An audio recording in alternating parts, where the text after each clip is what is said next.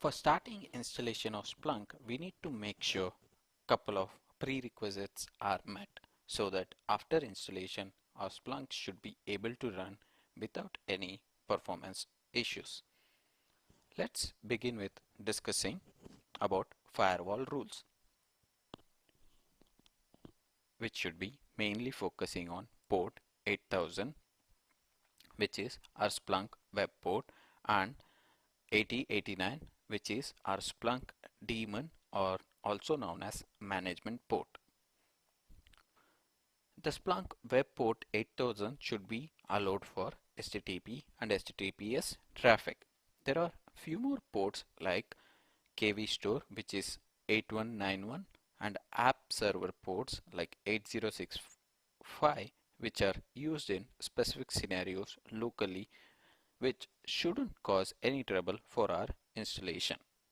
To summarize, make sure HTTP and HTTPS are allowed on port 8000 and 8089 port from deployment server, and other indexers, heavy forwarders, and search it, and any other components of Splunk.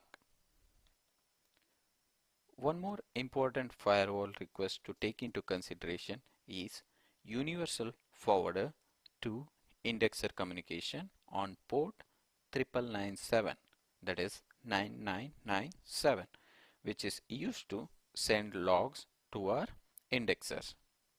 This port is by default, which can be customized into any other port. And that should be it for starting the installation once we have the firewall rules set. So now we have met with our first prerequisites. Let's move on. The next prerequisite, some of the processes in Linux are known to cause issues during Splunk regular operations.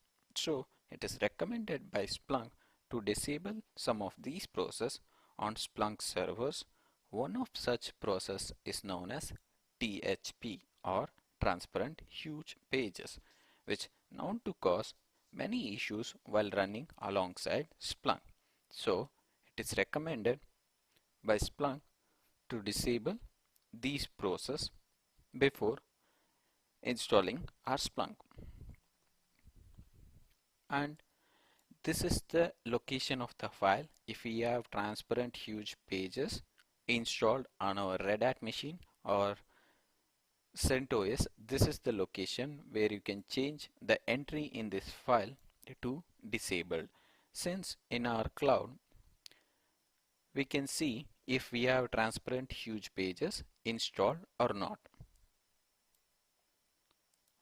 Let me copy the location of the file.